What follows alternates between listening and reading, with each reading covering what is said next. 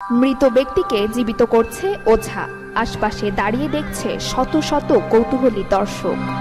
মুসলিম হওয়ার পরেও তারা ভিড় করছে, হাজার হাজার মানুষ একটুখানি দেখবে যে কিভাবে মানুষটা জীবিত হয়। আহারে মুসলিম, এখনো আমাদের ভিতরে বিশ্বাসটুকু নাই। একজন প্রশ্ন করেছেন যে ইদানিং ধোঁকাবাজি এমন আকার ধারণ করেছে, দেখতে পাচ্ছি পানিতে ডুবে মারা যাওয়ার পর বাচ্চার গায়ে তেল মেখে লবণ লাগিয়ে জীবিত করার চেষ্টা চলছে। সাপে কাটার পর দুধ ঢেলে কড়াই এনে হাজির করে বাচ্চাকে জীবিত করার চেষ্টা চলছে। সতর্ক হওয়া প্রয়োজন। আসলে এই সংবাদটি আমরা ইদানিং দেখছি, এই কয়েক দিনের ভিতরেই এই জাতীয় দুইটা ঘটনা ঘটে গেছে। একটা হচ্ছে পাবনায়, আর ইদানিং দেখছি আরও একটি ঘটনা এমন ঘটেছে, সাপে কাটার পর ওই বাচ্চার শরীরে সাপে কেটেছে, বাচ্চা মারা গেছে, তাকে কবরস্থ করা হয়েছে। কবর দেওয়ার পরও কিছু লোক তাদের মনের ধারণা যে সে বেঁচে আছে। উজা কবিরাজ ডেকে এনেছে। এই উজা কবিরাজ মিলে কলসে কলসে দুধগুলো সেখানে ঢালা হয়েছে এবং একটা কলা গাছ কবরের উপরে পুঁতি দিয়ে 7টি করার মধ্য থেকে 5টি করা ওইখানে রাখা হয়েছে।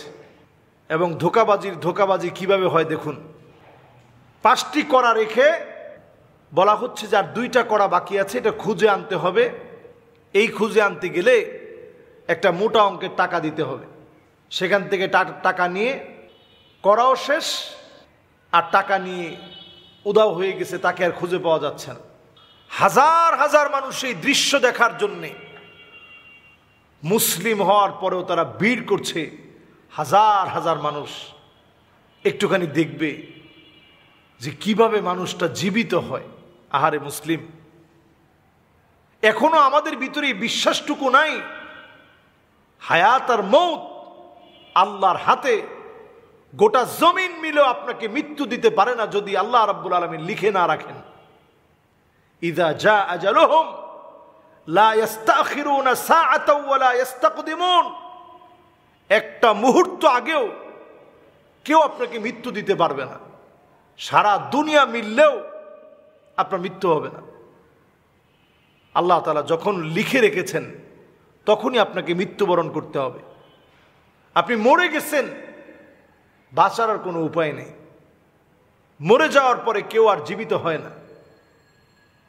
কোরআনুল কারীম আল্লাহ রাব্বুল আলামিন বলছেন, আইনামা তাকুনু ইউদরিকুমুল মাউত ওয়ালাউ কুনতুম ফি বুরুজিম মুশাইয়াদাহ।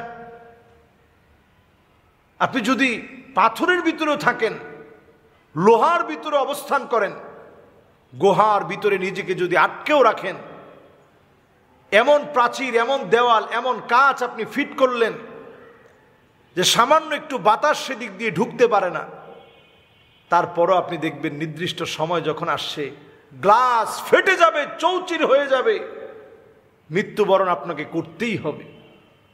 এই মৃত্যুকে কেউ আটকাতে পারে না। পৃথিবীর ধ্রুব সত্য এটি। সত্যকে যদি আপনি কয়েকটা ক্যাটাগরিতে দাঁড় করান, ধ্রুব সত্য হচ্ছে মৃত্যু। মৃত্যুবরণ আপনাকে করা লাগবেই। নির্দিষ্ট সময় যখন আসবে কেউ আপনাকে আটকে রাখতে পারবে না। এই জন্য আমরা সাপে কাটলে অথবা অন্য কোনোভাবে মৃত্যুবরণ করার পরে ফিরে আসবে, এই চিন্তা করাটাই একটা শিরকি চিন্তা। আপনি মনে করতেছেন এই পিশাব, এই উজা অথবা এই কবিরাজ আপনার এই বাচ্চাকে হায়াত দিয়ে দিবে। হায়াত এবং মৌতের মালিক আল্লাহ সুবহানাহু ওয়া তাআলা। শিরকটা এত মারাত্মক, আসগার এত মারাত্মক, আকফা মিন দাবিবিন নামল।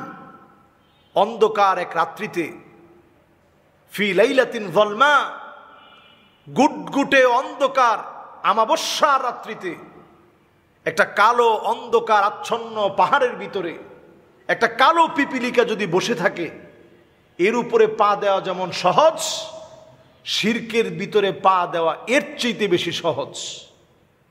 এই জন্য শিরকের ভিতরে প্রতিনিয়ত মানুষ পড়ে যাচ্ছে।